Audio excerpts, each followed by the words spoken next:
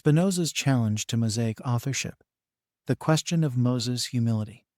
Spinoza questioned Moses' authorship, and one of his arguments comes from Numbers 12 verse 3, which reads, "Now the man Moses was very humble, more than any person who was on the face of the earth." Spinoza refers to Numbers 12 verse 3 and says in Tractatus Theologico-Politicus chapter 8, "The writer of these books not only speaks of Moses in the third person, but also bears witness to many details concerning him. For instance, Moses was the meekest of men. The manner of speaking, the giving of testimony, lead us to the plain conclusion that these books were written not by Moses, but by another." Spinoza contends that such a self-referential statement is incompatible with genuine humility. Consequently, he concludes that Moses could not have been the author of this verse, and by extension, not the author of the Pentateuch in its final form. This observation continues to be cited in modern critical scholarship. The question is, could someone write this about himself and still be humble? And more specifically, could Moses have written it? In Numbers 12 verse 3, the Hebrew word anah is traditionally translated as humble, meek, or gentle. But its meaning is richer than just modesty. It describes someone who is gentle, unpretentious, dependent on God, and non-defensive, even under attack or suffering. The Brown Driver Briggs Hebrew Lexicon list about the Hebrew word anah: poor, afflicted, humble, meek. It notes that the word is related to those who are oppressed, bowed down, and dependent on God, not just modest in attitude. This shows that the meaning includes affliction, low status, and dependence, not only humility.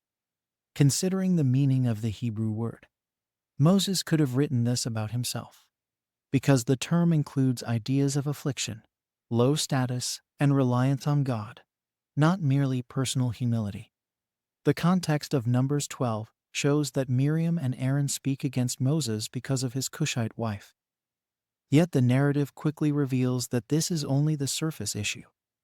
Their real concern is deeper, a growing sense of jealousy and rivalry. They feel they, too, deserve the same prophetic authority that Moses has been given. Considering the context, Moses could have written this about himself because he was afflicted, placed in a low position, and had to rely on God. Baruch Spinoza also argued in Tractatus Theologico-Politicus that Moses could not have been the author of the Pentateuch, since Moses is referred to in the third person with he as opposed to the first person I. Did ancient historians use third-person speech to refer to themselves? Let's have a look at some examples. Hecataeus of Miletus begins his work by identifying himself in the third person.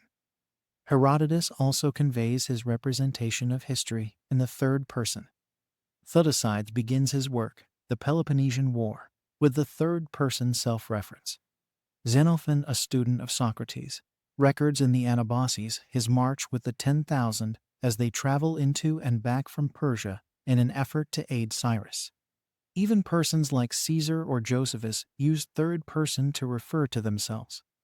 Julius Caesar refers to himself in the third person throughout his work Gallic War. Josephus in War of the Jews presented himself as a participant in the historical events conveyed by referring to himself in the third person. Obviously, using third person was the normal approach in historical writings. Even other Bible writers used third-person speech for themselves. Jeremiah wrote his book in the third-person narrative. Daniel wrote his book in the third-person speech. And also Joshua wrote his book in the third-person narrative. In summary, what can be said about Spinoza's challenge to Mosaic authorship?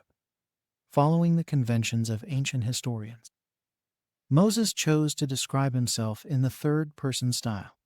Moses being very humble as mentioned Numbers 12. 3 refers not only to modesty of attitude, but to a deeper condition shared by those who are oppressed, bowed down, and fully dependent on God. The term includes ideas of affliction, low status, and reliance on God, not merely personal humility. Moses, writing about his humbleness and using third-person narrative, does not negate his authorship.